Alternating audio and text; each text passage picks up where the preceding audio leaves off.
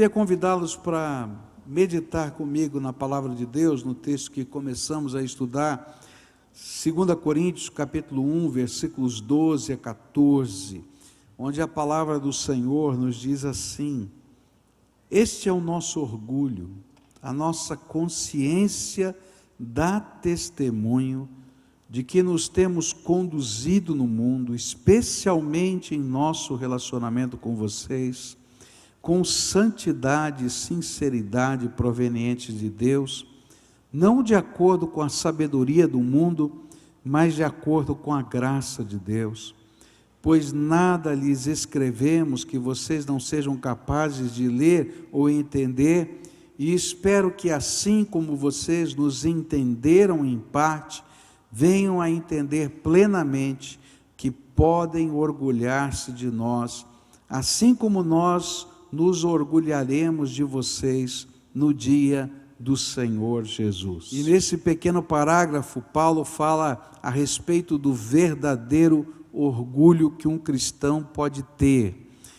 Por que ele fala desse assunto? Porque tinha um grupo de judaizantes que estavam indo lá a Corinto e falando mal de Paulo, do ministério de Paulo, e eles se orgulhavam de algumas coisas, que eles tinham cartas credenciais, que eles tinham a tradição judaica, eles tinham a religiosidade histórica deles, e assim por diante.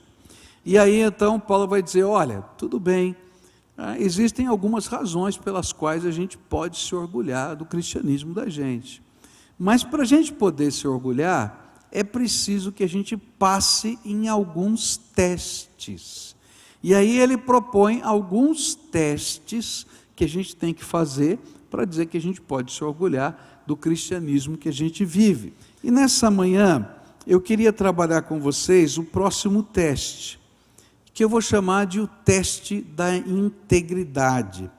Esse é o nosso orgulho, a nossa consciência dá testemunho de que nos temos conduzido no mundo, especialmente em nosso relacionamento com vocês, com santidade e sinceridade provenientes de Deus. Eu vou pegar aqui essa palavra sinceridade. A palavra sinceridade ou sincero é uma palavra maravilhosa da língua latina, que vem de dois termos latinos: sincera, sem cera. E ela tem a ver com algo que acontecia no mercado, tá? Então, quando você ia no mercado, você tinha os vasos de barro, os jarros de barro, as panelas de barro, não é? E essas panelas de barro, alguns comerciantes compravam uma panela de barro, um vaso de barro, não é? De segunda qualidade. Qual eram essas panelas de barro de segunda qualidade? São aquelas que na argila, quando estava sendo feito, se criavam microporos, pequenos buraquinhos. Ficava lá ar, né? E na hora de você cozer aquela argila, aquele ar explodia e ficavam aqueles micro buraquinhos. Então, se você pusesse água naquele jarro ou naquela vasilha, a água começava a vazar. Quem já teve um vaso que você punha água e de repente começava a soltar água? Já teve? Eu já tive, né? Você põe lá a flor, de repente está tudo molhado na sala, né? Esse era o vaso ruim, né? É o vaso que não funciona. Bom, o comerciante pegava esse vaso de segunda categoria, tá? E ele queria ganhar dinheiro, porque ele não valia muita coisa. E o que ele fazia? Ele encerava o vaso. Então encerava o vaso, e ele dizia: vaso bom para vender, vaso bom, e enchia de água. E porque ele estava encerado, a cera entrava naqueles microporos, tá? E a água não saía. Agora, quando você colocasse a panela de barro para cozinhar alguma coisa, a cera derretia e a água ia embora. Bom, esse é o sentido da palavra latina. Agora, aqui aparece uma palavra grega, que tem a ver com tudo isso que eu contei, tá? Ela é formada por dois termos gregos: sol e juízo. Juízo do sol, tá? Sinceridade, literalmente em grego, é o juízo do sol. O que tem a ver juízo do sol? É que quando você ia comprar um vaso desse, você não podia aquecer o vaso. Então o que você fazia? Você pegava o vaso, saía fora da tenda, fora do mercado, ali da loja, tá? E colocava o fundo do vaso contra o sol. E se você pudesse ver alguns micropontinhos onde a luz entrava, significa que aquele vaso não prestava. E aí então ele não passava no teste do sol. Paulo está dizendo a respeito disso, quando ele fala de sinceridade ou de integridade, ele está falando a respeito da sua vida. Ele está dizendo assim: olha, eu tenho me colocado no sol, diante do sol da justiça, que é Deus, e não estou vendo nada camuflado em mim, porque eu sou verdadeiro, eu sou íntegro. E não era qualquer tipo de integridade ou sinceridade, era aquela integridade e sinceridade diante de Deus, o sol da justiça. Olha, vocês estão me acusando de tanta coisa, mas no teste da presença de Deus, eu encontrei a minha integridade. Quando eu estava meditando nesse texto, eu não consegui deixar de pensar no Brasil.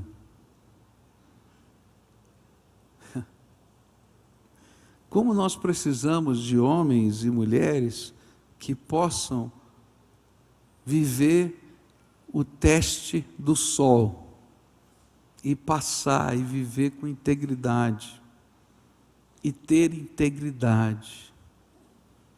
E é interessante que Billy Graham, quando falou sobre integridade, ele disse que ser íntegro é ser a mesma coisa no privado do que você é no público. Se a gente não é íntegro na vida privada, a gente não é íntegro na vida pública. Não tem como, não funciona, não dá certo. Na vida não funciona desse jeito. Por quê? Porque de alguma maneira, quando a gente for aquecido pelas circunstâncias da vida, pelos problemas, pelas pressões, a cera da hipocrisia vai se derreter, vai vazar tudo que está lá dentro da gente. E não tem jeito de a gente esconder o que de fato a gente é. Durante o congresso que aconteceu, chamado Lausanne I, mais de 7.000 evangelistas do mundo estiveram reunidos numa grande reunião para planejar o avanço do reino de Deus na terra e completar a missão do evangelho, da pregação do evangelho em toda a terra. E esse foi um congresso promovido por Billy Graham. E uma das conferencistas, uma das pessoas que pregou naquele congresso foi Corrie ten Boom, autora do livro, O Refúgio Secreto. E ela fez uma coisa que ninguém esperava que acontecesse. Quando ela começou a pregar, durante 20 minutos, ela só fez uma pergunta. Única coisa que ela falou durante 20 minutos era: onde estão os homens e as mulheres de Deus desta geração? Eu acho que a primeira vez que ela perguntou isso, as pessoas ouviram como se fosse uma pergunta retórica. Mas ela continuou perguntando: onde estão os homens de Deus desta geração? E ela parava e começava a olhar e a procurar. E tinham luzes, como tem aqui, e em determinados momentos ela põe a mão assim para poder olhar para o auditório e dizer: onde estão os homens e mulheres de Deus desta geração? E foi tão impressionante isso, porque, humanamente falando, se alguém começa a repetir a mesma coisa 20 minutos, a gente pensa assim: deve estar com Alzheimer, né? Alguma coisa está errada nesse negócio. Mas houve um mover de Deus. O Espírito de Deus começou a se manifestar naquele lugar. E um grande quebrantamento começou a acontecer entre os 7.000 maiores evangelistas da terra, a ponto de eles começarem a chorar e se colocarem de joelhos diante do Senhor, porque de alguma maneira o Espírito de Deus estava se movendo e perguntando. Eu acho que o Brasil precisa de gente que possa responder essa pergunta: onde estão no Brasil de hoje, para esta geração, os homens e as mulheres de Deus? Que possam entender que quando entrarem na sua casa, eles estão pisando em terra santa, porque é ali que começam os valores. Que quando eles saírem da sua casa e forem para o seu trabalho, eles estão pisando em terra santa, porque Deus quer se manifestar naquele lugar. E não adianta a gente ser um vaso bonito, envernizado, mas que não é capaz de conter a graça que Deus quer derramar nessa terra, porque a gente não passa no teste da integridade.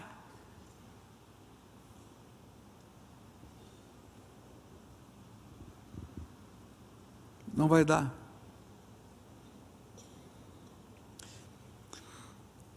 E o pior é que o verniz e a cera que a gente coloca para tentar fazer de conta que o vaso é bom, às vezes está pintado da nossa religiosidade. Tem muita gente que vem ao culto, mas o culto não é a sua vida, é apenas um momento na sua história.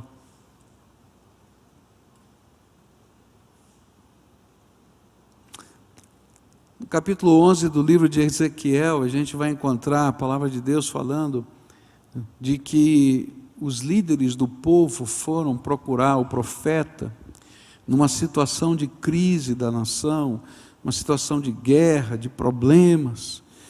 E o profeta ficou tão animado quando viu aqueles homens sentados na sala da sua casa, e eles disseram assim: profeta, ore por nós, ore pela nossa terra. E ele então começou a orar, está lá na Bíblia isso. E enquanto ele estava orando, o Espírito de Deus o arrebatou, puxou pelos cabelos. Eu acho interessante essas expressões que a Bíblia aparece, né?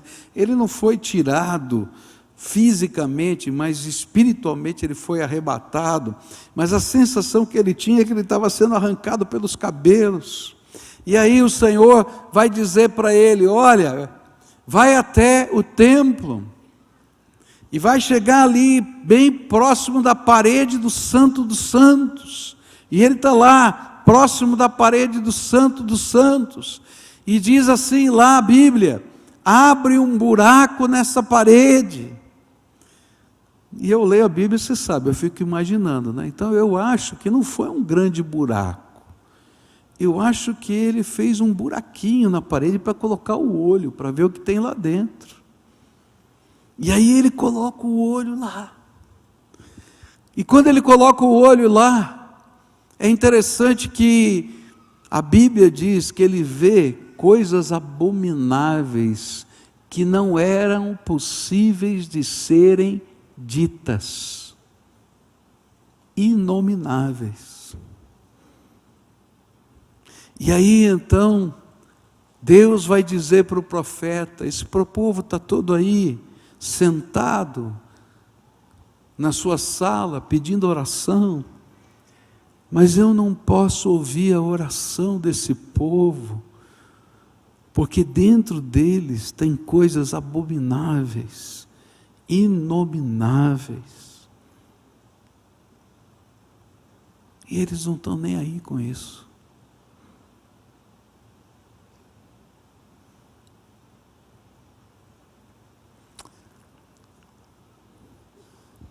Se a gente não passa no teste da integridade, aos olhos de Deus, a gente não vai ser, não seremos os homens e as mulheres que faremos diferença em nenhuma geração. Não faremos diferença, na nossa própria vida não vai ter diferença, na nossa casa não vai ter diferença.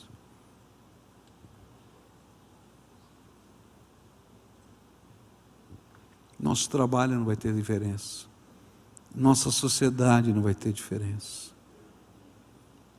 porque tem microporos ali, que vão fazer toda a graça se esvair. O segundo teste que eu queria colocar com você hoje tem a ver com esse primeiro. Paulo vai dizer assim: a nossa consciência dá testemunho de que nos temos conduzido no mundo, especialmente em nosso relacionamento com vocês, com santidade e sinceridade, integridade. E esse é o teste da santidade. Paulo está nos ensinando que se há alguma coisa que podemos nos orgulhar, é quando as marcas da santificação podem ser testadas e atestadas em nós. E aqui santidade precisa ser entendida como uma expressão de Deus em mim, em contraste com a minha humanidade. Não tem ninguém aqui que, se olhar para o seu vaso contra o sol de Deus, não vai encontrar os microporos.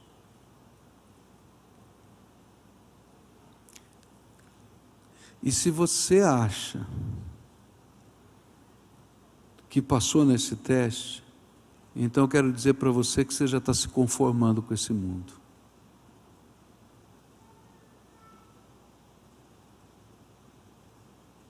Por isso a gente precisa do segundo teste, que é o teste da santificação. Há algo tremendo de Deus que acontece conosco, com esse vaso rachado, quebrado, cheio de buracos, pequenininhos ou grandes, depende da tua história, que só Deus pode fazer na nossa vida. É quando Ele tira a cera ou o verniz da religiosidade e nos enche com o óleo do Espírito Santo. E esse óleo é a grande transformação que acontece em nós. É manifestação do poder de Deus, que vai restaurando o vaso que está arrebentado.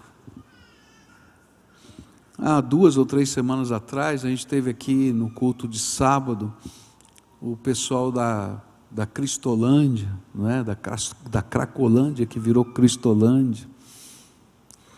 E a gente ouviu um testemunho que me impactou.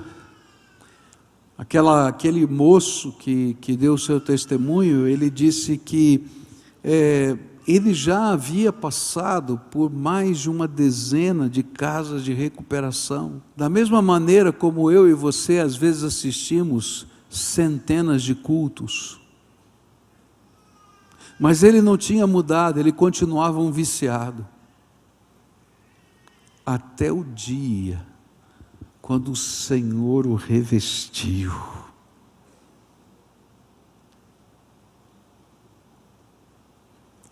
E aí eles começaram a adorar a Deus de uma maneira inusitada. Eu quase levei bronca de todo mundo, porque quase caiu a galeria. Porque eles começaram a pular aqui em cima. E aí todo mundo que estava embaixo aqui pularam. Aqui tudo bem, mas quem pulava na galeria, a galeria fazia assim. Balançava. E a primeira sensação que a gente tem é dizer: puxa, mas por quê? O que está acontecendo? É que aquela gente sabia de onde tinha sido tirada. E quando estava adorando a Deus porque sabia de onde estava sendo tirada. Porque ele conhecia que tipo de vaso ele era, e que nunca passaria no teste do sol. Mas se agora ele pode estar ali e se reter a graça de Deus, é porque o óleo do Espírito estava fazendo uma obra transformadora na vida deles. Muitos de nós não entendemos de onde nós estamos sendo tirados. E por isso não somos as pessoas que Deus quer que sejamos nesse tempo, nem somos a resposta de Deus para essa geração. Mas quando a gente é revestido da graça, e quando a unção do Espírito se manifesta em nós, e nós passamos pelo teste dessa unção, onde Deus vai impregnando dentro de nós a graça dEle, transformando a nossa vida, a gente começa a fazer diferença nessa terra, e a gente adora a Deus de modo diferente. Eu me lembro do testemunho que eu ouvi uma vez, numa profissão de fé, antes do batismo, onde perguntei, aquelas perguntas que a gente faz normalmente, né? Se a pessoa crê em Jesus Cristo, se ela tem certeza da sua salvação, não é? Se ela já foi transformada por Deus para viver uma nova vida. E aí aquele homem maduro já, vivido, ele começou a dar o seu testemunho, e ele disse, né, com o coração aberto, ele disse assim: olha, eu era um endemoniado, alguém que não tinha controle nenhum, porque quando Satanás me pegava, eu não sabia o que eu fazia, o que eu falava, o que acontecia na minha vida. Mas um dia Jesus entrou dentro de mim, me libertou e me salvou. Ele me tirou do reino das trevas e colocou no reino da luz do seu amor. Eu sei de onde eu fui tirado. Sabe por que às vezes a gente não está nem aí com o teste do sol? Porque a gente se conformou com esse mundo e não sabe de onde foi tirado. E nem somos a resposta de Deus para essa geração. Não temos a resposta de Deus para a nossa alma, não temos a resposta de Deus para a nossa casa, não temos a resposta de Deus para a sociedade que nós vivemos, não levamos a resposta de Deus para o nosso trabalho, porque na verdade, a graça de Deus foi embora, passou pelos microporos. O que Paulo está dizendo é que aqueles homens olharam para ele e disseram assim: olha, Paulo, você não tem as credenciais de apóstolo. Ele disse assim: eu tenho, porque eu tive um encontro com Jesus no caminho de Damasco, e quando eu cheguei ali em Damasco, ele me chamou para ser apóstolo dos gentios. A minha credencial é Cristo. Ah, você não tem a autoridade das cartas que eu tenho na mão. E ele dizia assim: não, a minha autoridade vem do Espírito Santo de Deus, porque eu nunca preguei com a sabedoria dos homens, mas na autoridade e no poder da graça que Ele me deu. Olha, nós desconfiamos da sua honestidade. Talvez você não esteja dizendo a verdade. Ele diz assim: eu me coloquei debaixo da luz para o Senhor revelar a verdade da minha alma. Eles questionavam o amor que ele tinha pela igreja, pelo trabalho, pela obra, pela tradição. E ele respondia: eu amo a Jesus a ponto de sofrer por Ele, aonde Ele me colocar. A resposta de Paulo foi que, apesar de todas as críticas, e depois de passar pelo teste da consciência, das fontes, da integridade, ele podia estar de pé, porque era Jesus quem o santificava no poder do seu Espírito Santo. Por isso ele não podia se conformar, e ele tinha que continuar buscando, e buscando, e buscando mais da graça de Deus, porque o Senhor é uma fonte inesgotável de graça a ser derramada sobre a nossa vida. Nessa manhã, nós vamos celebrar o pão e o vinho, e a Bíblia nos ensina que antes de comer do pão e beber do vinho, a gente tem que se examinar. Diz a Bíblia: examine-se, pois, o homem a si mesmo, e coma do pão e beba do vinho. E o objetivo do Senhor não era que a gente estivesse se autopunindo. Ah, não passei no teste, não vou comer. Não. O objetivo do Senhor é que a gente pudesse dizer: Senhor, o vaso está contra o sol e está cheio de buraco, mas eu não vou me conformar com esses buracos. Vem com o poder do teu Espírito e transforma a minha vida. Vem com o poder do teu Espírito, me faz ser o homem e a mulher que esta geração necessita. Vem com o teu Espírito, me faz ser a esposa que o meu marido precisa, o marido que a minha esposa precisa, o pai que o meu filho precisa, a mãe que o meu filho precisa, o irmão, o funcionário,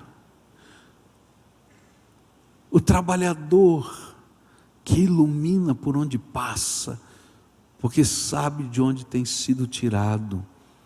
E no lugar da cera e do verniz, que faz parte da nossa cultura, do privado e do público, eu preferi colocar o Deus que transforma a minha vida.